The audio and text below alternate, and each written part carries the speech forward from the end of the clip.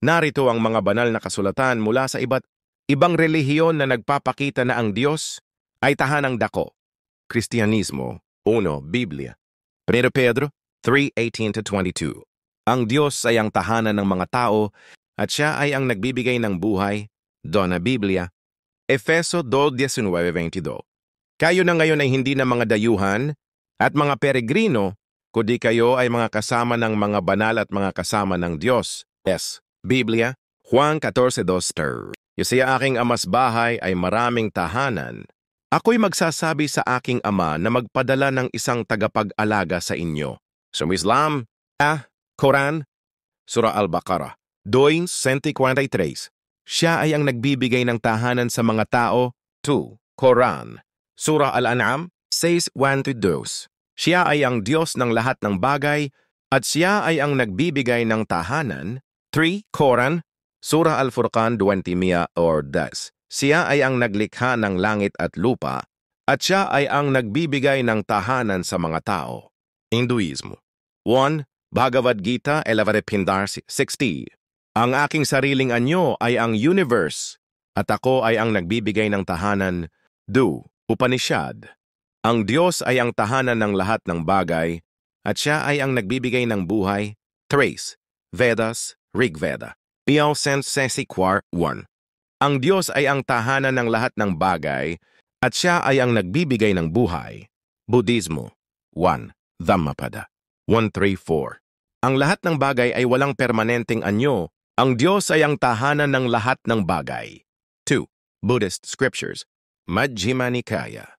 Ang Diyos ay ang tahanan ng lahat ng bagay at siya ay ang nagbibigay ng buhay.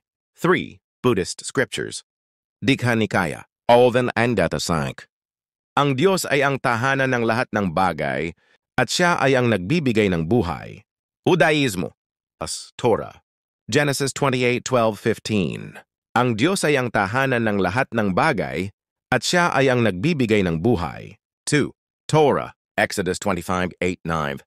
Ang Diyos ay ang tahanan ng lahat ng bagay at siya ay ang nagbibigay ng buhay. O Torah, Deuteronomy 33:27. Ang Diyos ay ang tahanan ng lahat ng bagay at siya ay ang nagbibigay ng buhay. Sikhismo. Fatah, Guru Granth Sahib, page 3. Ang Diyos ay ang tahanan ng lahat ng bagay at siya ay ang nagbibigay ng buhay. 2.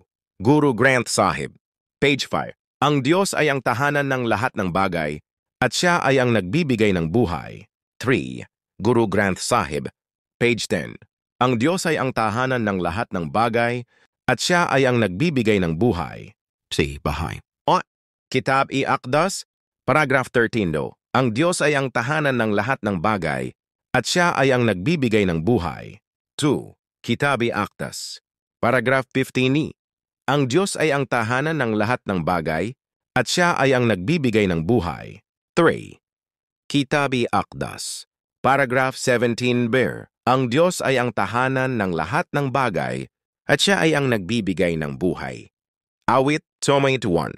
Ang Panginoon ay aking kanlungan at aking tahanan. Deuteronomy 33:27. Ang Panginoon ay aking kanlungan at siya ang nagbibigay ng tahanan sa akin. Mga talatang ito ay nagpapakita na ang Diyos ay ang nagbibigay ng tahanan at kanlungan sa mga tao.